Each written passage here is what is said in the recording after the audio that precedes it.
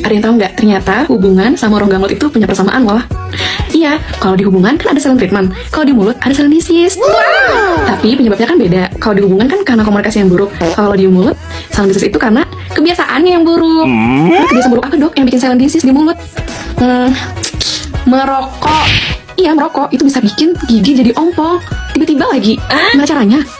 Oke, kita bedah sedikit. Nih ya, jadi merokok itu bisa bikin gigi ompong karena dia ini menghilangkan tanda-tanda peradangan pada mulut.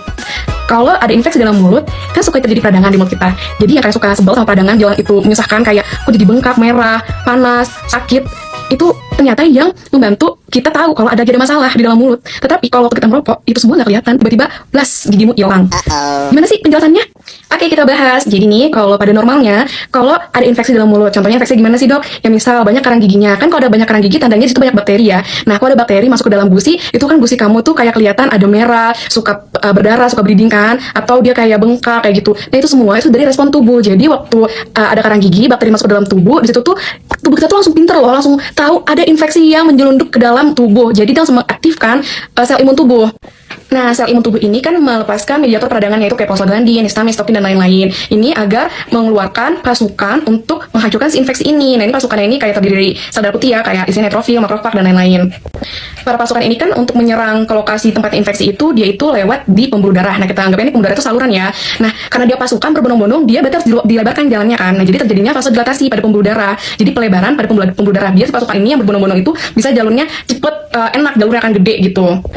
Karena peningkatan dari jumlah pasukan ini yang tadinya normal aliran darahnya, cuma karena lagi ada infeksi jadi mereka pakai pasukan berbondong-bondong, jadinya kan peningkatan nih aliran darahnya. Di situ makanya adanya kadang terlihat lebih kemerahan, warnanya lebih merah gitu, terus juga lebih anget rasanya, panas. Terus kadang juga ada nyeri karena emang ada penekanan ke saraf, menekan sel saraf yang bikin nyeri gitu. Nah, juga nanti udah di lokasi setempat kan dia keluar dari pembuluh darah ke lokasi infeksi itu kan. Nah, itu makanya terjadi pembengkakan. Makanya karena ada tanda-tanda peradangan itu, kita jadinya aware kan kalau ada masalah nih di mulut gitu kan. Tapi beda halnya kalau orangnya merokok. Kenapa?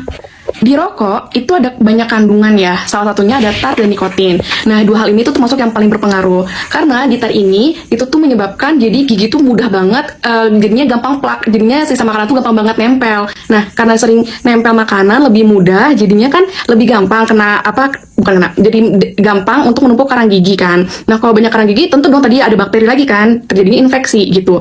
Nah, ada lagi satu lagi bahan itu namanya nikotin. Nikotin ini itu menyebabkan jalur pembuluh darah itu tuh jadi mengecil vasokonstriksi. Padahal kalau dia ada peradangan, tadi kan jalurnya itu jadi melebar. Karena tubuh tuh tahu kali ini ada infeksi nih. Jadi kita harus ngelebarin pembuluh darah biar si pasukan itu bisa berbondong-bondong masuk ke situ kan. Tapi karena dia ada nikotin ini yang memperkecil pembuluh darah, jadinya perpasukan itu ya nggak bisa berbondong-bondong ke sana. Jadinya nggak terlihat lah tanda-tanda peradangan itu. Jadi pasukannya kan nggak ngelewatin si pembuluh darah yang lebar kan. Jadi kan nggak kelihatan adanya kemerahan, nggak ada rasa nyeri gitu. Terus apalagi ya ke lokasi setempat juga akhirnya nggak terlihat kayak pembengkakan karena nggak ada yang ke lokasi itu kan si pasukannya itu gitu. Makanya tiba-tiba kok udah rusak aja nih, gusinya turun, tulangnya turun, terus tiba-tiba kok goyang, jadi dia nggak ada gigi berlubang, nggak ada karies, atau dia nggak punya penyakit komorbid, misalnya kayak diabetes itu memang bisa menyebabkan gigi goyang, tapi dia nggak punya, kok tiba-tiba gigi aku goyang dok, tanpa ada masalah apapun, nggak pernah ada nyeri, sakit, merah, bengkak, nggak ada, tapi tiba-tiba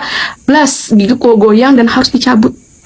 Maka dari itu ada namanya silent disease, jadi diem-diem menghanyutkan, diem-diem nggak ada babi bu bebo, kok gigiku hilang gitu. Jadi kalau untuk orang yang ngerokok, ya kalau gusinya jadi turun, tulang alveolarnya juga jadi turun, giginya kelihatan lebih panjang, terus lama-lama kok ada yang kayak goyang-goyang, ya itu bisa jadi karena ada silent disease itu, karena merokoknya itu gitu. Oke, see you di next video.